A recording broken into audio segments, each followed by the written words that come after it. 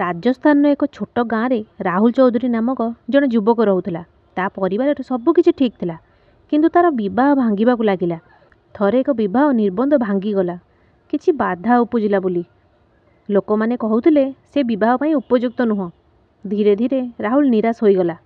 ଦିନେ ଗାଁକୁ ଜଣେ ସାଧୁ ଆସିଲେ। ରାହୁଲ ତାଙ୍କୁ ତାର ସମସ୍ୟା କହିଲା।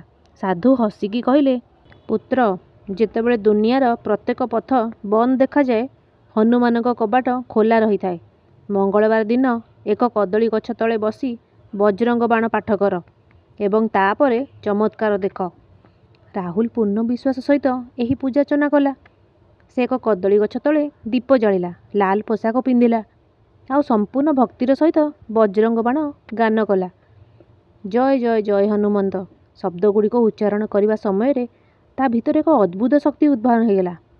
ପ୍ରତ୍ୟେକ ଶବ୍ଦ ତା ହୃଦୟରେ ଥିବା ଭୟ ଏବଂ ଦୁଃଖକୁ କାଟି ଦେଉଥିବା ପରି ମନେ ହେଉଥିଲା। କିଛି ସପ୍ତାହ ପରେ ତାର ବିବାହ ଚମତ୍କାର ଭାବରେ ପଡ଼ୋଶୀ ଗାଁର ଜଣେ ଉତ୍ତମ ଚରିତ୍ରର ଝିଅ ସହିତ ସ୍ଥିର ହୋଇଗଲା ଏବଂ ଏହି ଶୁଭ ଉତ୍ସବ ବିନା କୌଣସି ବାଧାରେ ସମାପ୍ତ ହୋଇଗଲା। ସେହି ଦିନଠାରୁ ରାହୁଲର ବିଶ୍ୱାସ ବହୁତ ବଢ଼ିଗଲା। ସମୟ ବିତିଗଲା। ଥରେ ରାହୁଲର ସାନ ଭାଇ ବ୍ୟବସାୟ କ୍ଷତିରେ ଚିନ୍ତିତ ଥିଲା। ରାହୁଲ ପୁଣି ବଜରଙ୍ଗ ବାଣ ମନ୍ତ୍ର ପାଠ କଲା। ଏଥର ସେ ରାଶି ତେଲର ଦୀପ ଜାଳି ତାହାକୁ ଉଚ୍ଚାରଣ କଲା ଏବଂ ସମଗ୍ର ଘର ଓମ୍ ହନୁ ହନୁ ହନୁମନ୍ତ ଧ୍ୱନିରେ ପ୍ରତିଧ୍ୱନିତ ହେଲା। ଧୀରେ ଧୀରେ ବ୍ୟବସାୟ ସମୃଦ୍ଧ ହେବାରେ ଲାଗିଲା। ପରିବାରରେ ସୁଖ ଏବଂ ଶାନ୍ତି ଫେରି ଆସିଲା।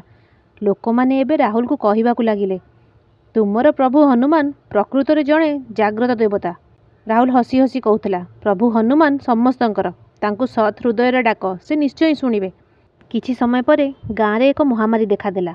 ରାହୁଲ ସମସ୍ତ ଗାଁକୁ ଏକାଠି କଲା ଏବଂ ସେମାନେ ଏକାଠି ହନୁମାନ ଚାଳିଶା ଏବଂ ବଜରଙ୍ଗ ବାଣ ପାଠ କଲେ।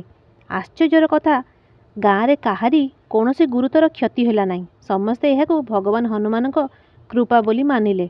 ରାହୁଲ ତା ଜୀବନ ସାରା ମଙ୍ଗଳବାର ଉପାସ ରଖନ୍ତି ଏବଂ ପ୍ରତ୍ୟେକ ସଙ୍କଟରେ ଲୋକଙ୍କୁ ସମାନ ବାର୍ତ୍ତା ଦେଉଥାନ୍ତି। ଯେତେବେଳେ ବିଶ୍ୱର ସମସ୍ତ ଶକ୍ତି ତୁମକୁ ପରିତ୍ୟାଗ କରିବେ, ସେତେବେଳେ ହନୁମାନଙ୍କ ନାମ ନିଅ। ବଜରଙ୍ଗ ବାଣ କେବଳ ଏକ ଶିକ୍ଷା ନୁହେଁ, ଏହା ବିଶ୍ୱାସର ଏକ ତୀର ଯାହା ପ୍ରତ୍ୟେକ ପ୍ରତିବନ୍ଧକକୁ ଭେଦ କରେ।